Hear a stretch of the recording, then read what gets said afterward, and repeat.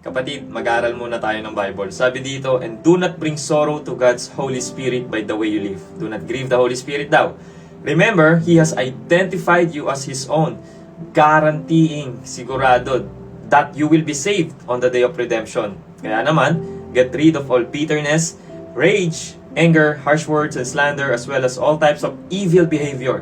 Instead, be kind to each other, tender-hearted, forgiving one another, just as God, through Christ, has forgiven you. Sobrang ganda po nito.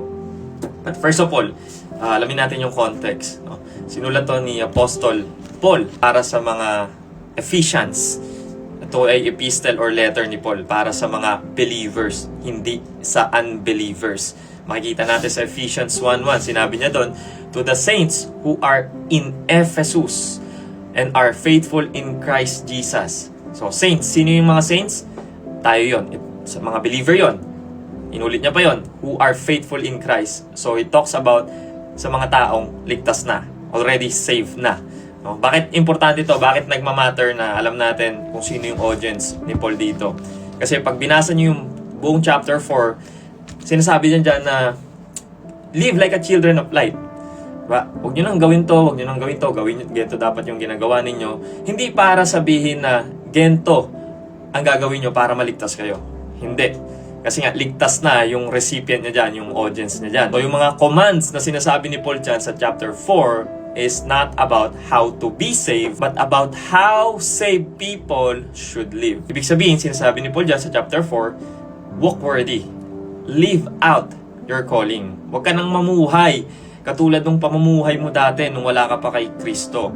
Put on your new self, your new identity in Christ. Napakaganda ng epistle na to kasi makikita niyo yung structure ni Paul.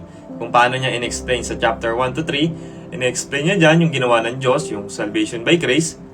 In chapter 4 to 6, in-explain niya dyan how believers should respond. Ito na yung holy living. No? So this book of Ephesians is not telling sinners how to become Christians. Kasi nga, ang audience ni Paul dyan ay mga believers. No? Instead, it's telling Christians how to stop living like sinners. Kasi nga may new identity na tayo kay Christ. Kailangan nakikita yun sa pamumuhay natin. So this is a great reminder, kapatid, that you have the Holy Spirit in you. That means you have the power to say no to sin and obey what's written in the Word. If you love me, obey my commandment. Sabi ng Panginoong Jesus. Amen?